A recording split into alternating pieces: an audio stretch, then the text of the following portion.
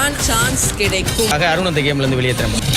வாங்கயா இப்பதான் கேம் சூடு பிடிக்குது. இந்த ஆரம்பிச்சிட்டாங்களே, அதாவது டிக்கெட் டு ஃபினாலோட ரெண்டாவது டாஸ்க். ஃபர்ஸ்ட் டாஸ்க் என்ன நம்மளுக்கே தெரியும், கையில அந்த பெயிண்ட தடவிட்டு போய் அவங்க போர்டுல போய் வச்சாங்கன்னா அவங்களுக்கு 2 பாயிண்ட். அதுல லீடிங் ஆயிருக்கிறது யாரு அப்படின்னு பாத்தீங்கன்னா அருணும் ராணவும். அவங்களுக்கு தான் இந்த டிக்கெட் டு ஃபினாலே டாஸ்க் ரெண்டாவதுல ஆப் அடிச்சு ஃபர்ஸ்டே வெளியே அனுப்பிச்சிடுறாங்க. அது யார் அனுப்புறா அப்படின்னு பாத்தீங்கன்னா முத்துக்குமரன் தான். என்ன ரெண்டாவது டாஸ்க் அப்படின்னு பாத்தீங்கன்னா 10 போட்டோவா ஆப்போசிட்ல கொடியில தொங்க விட்டுருப்பாங்க.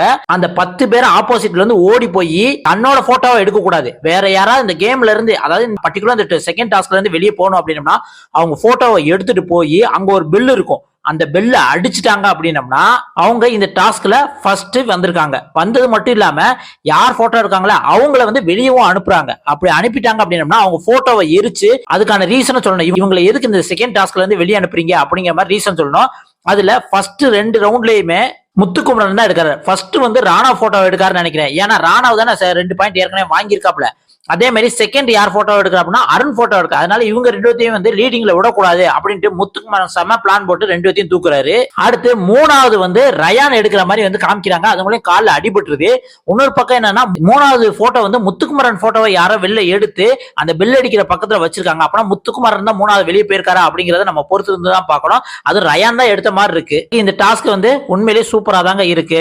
அதுவும் முத்துக்குமரன் வெறி பிடிச்சாப்ல. ஃபர்ஸ்ட் இது எடுக்கையில கூட வந்து நார்மலா எடுத்துட்டாரு. செகண்ட் அருண் போட்டோ எடுக்கல, வெறி பிடிச்சு டான்னு கத்திக்கிட்டு போய் வந்து அந்த போட்டோ எடுத்துட்டு போய் பெல்ல அடிக்கிற ஸ்டைல பாக்கணுமே, நான் வெறி கொண்டு டிடிஎஃப் விளாடுறேன்டா அப்படிங்கிற மாதிரி வந்து காமிக்கிறாரு.